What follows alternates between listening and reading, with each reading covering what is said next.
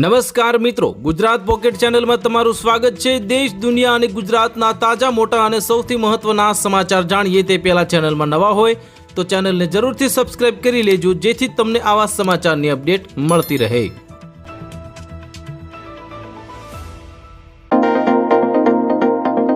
દેશના અન્નદાતા ખેડૂતો માટે એક વિશાળ અને સારા સમાચાર સામે આવી રહ્યા છે। કેન્દ્ર સરકારે ખેડૂતોને આર્થિક રીતે આર્થિક સશક્તિકરણ અને ખેતી સંબંધિત ખર્ચ માટે પૂરતી આર્થિક સહાય પૂરી પાડવાના હેતુથી 5 લાખ સુધીની વિશેષ લોન આપી રહી છે અને આ લોન કિસાન ક્રેડિટ કાર્ડ KCC યોજના હેઠળ આપવામાં આવી રહી છે, જે ખેડૂતો માટે અત્યંત ફાયદાકારક સાબિત થઈ રહી છે। અને સરકારની આ પહેલનો મુખ્ય ઉદ્દેશ તેમના પાકને જે વાવવા, ખાતરો ખરીદવા અને સિંચાઈની ગોઠવવા અને અન્ય જરૂરિયાતોને પૂર્ણ કરવા માટે પૈસાના અભાવનો સામનો કરવો પડતો નથી।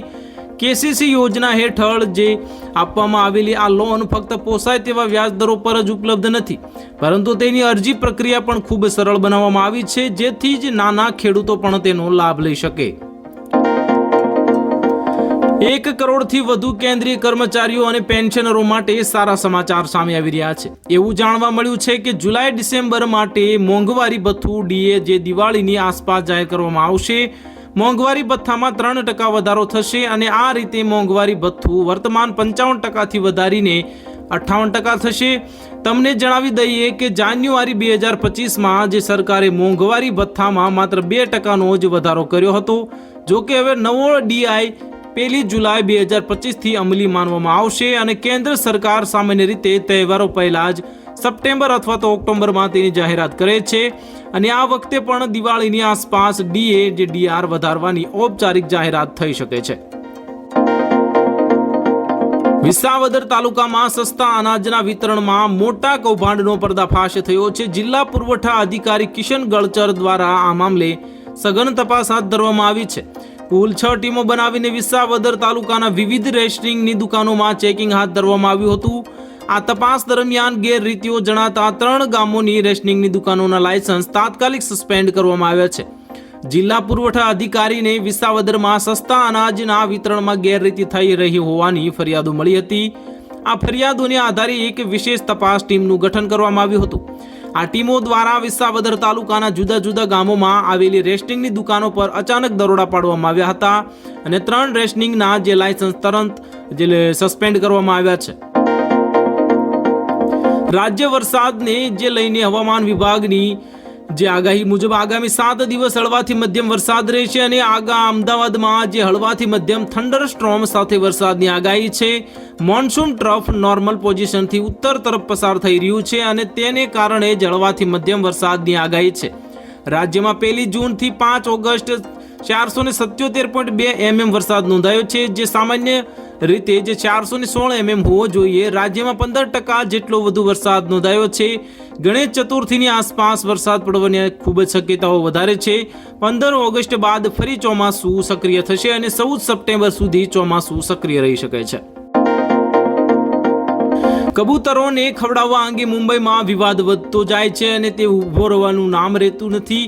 બોમ્બે હાઈકોર્ટના આદેશ બાદ જાહેર સ્થળોએ કબૂતરોને ખવડાવવા પર પ્રતિબંધ મૂકવામાં આવ્યો છે, જેના કારણે મુંબઈમાં ઘણી જગ્યાએ કબૂતરખાના બંધ કરી દેવામાં આવ્યા છે। આ સંદર્ભમાં મુંબઈના માહિમ પોલીસ સ્ટેશનમાં અજાણ્યા વ્યક્તિ સામે પહેલી FIR નોંધાઈ છે।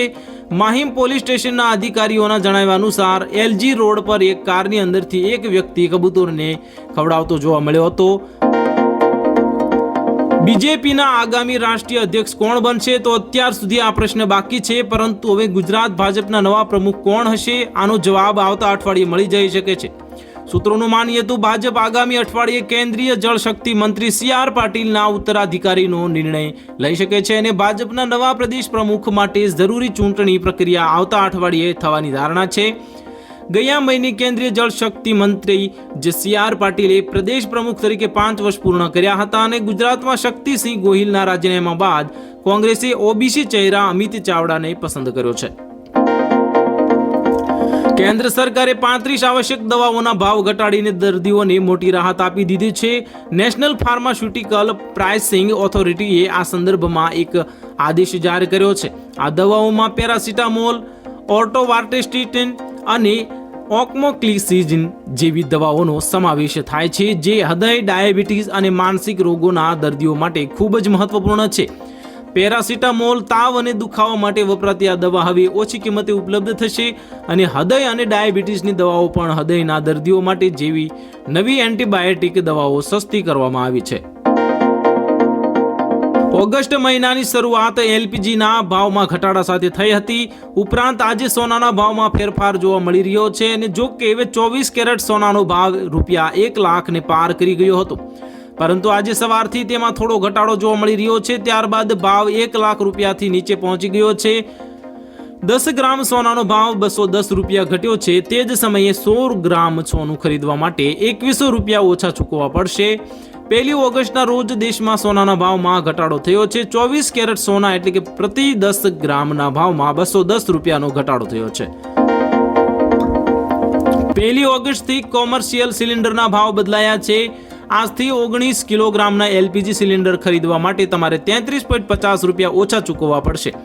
આજથી દિલ્હીમાં છૂટક વેચાણ કિંમત ₹1631.50 થઈ ગઈ છે. જો કે ઘરેલું સિલિન્ડરના ભાવમાં કોઈ ફેરફાર કરવામાં આવ્યો નથી અને આજથી દેશમાં ઘણા વધુ નિયમો બદલાઈ જશે. દર મહિનાની શરૂઆતમાં જ દેશમાં ઘણા નિયમો બદલાય છે, પરંતુ 1 ઓગસ્ટ કોમર્શિયલ એલપીજી સિલિન્ડરના ભાવમાં પણ ઘટાડો જોવા મળ્યો છે. આ ફેરફાર પછી છૂટક વેચાણ કિંમત ₹1631.50 થઈ ગઈ છે. ઓઇલ માર્કેટિંગ કંપનીઓએ એલપીજી સિલિન્ડરના નવા દરો જાહેર કરીને અપડેટ આપ્યું છે. ઓગસ્ટ મહિનામાં 3 મોટા તહેવારો આવી રહ્યા છે અને આ તહેવારોને કારણે શાળાઓ ઘણા દિવસો સુધી બંધ રહેશે. 2 તહેવારો છે જે શનિવારે આવી રહ્યા છે. આવી સ્થિતિમાં બાળકોને સતત 2 દિવસ રજાઓ રહેશે અને માતા પિતા બાળકો સાથે ટૂંકી યાત્રાનું આયોજન કરી શકે છે. ઓગસ્ટમાં ઓછામાં ઓછા 8 દિવસ શાળાઓ બંધ રહેશે અને ઓગસ્ટનો પહેલો તહેવાર 9 ઓગસ્ટ એટલે કે શનિવારે છે. આ દિવસે બધી શાળાઓ બંધ રહેશે અને તે જ સમયે 10 ઓગસ્ટ રવિવાર છે અને બંને દિવસે શાળાઓ બંધ રહેશે અને આ પછી 15 ઓગસ્ટ સ્વતંત્રતા દિવસ અને 16 ઓગસ્ટ જન્માષ્ટમીની રજા રહેશે. તો હાલ માટે આટલું જ. મળીશું નવા અપડેટ સાથે. જો તમને અમારા વિડીયો પસંદ આવતા હોય તો વિડીયોને લાઇક કરી દેજો અને ચેનલમાં નવા હોય તો ચેનલને જરૂરથી સબસ્ક્રાઇબ કરી દેજો.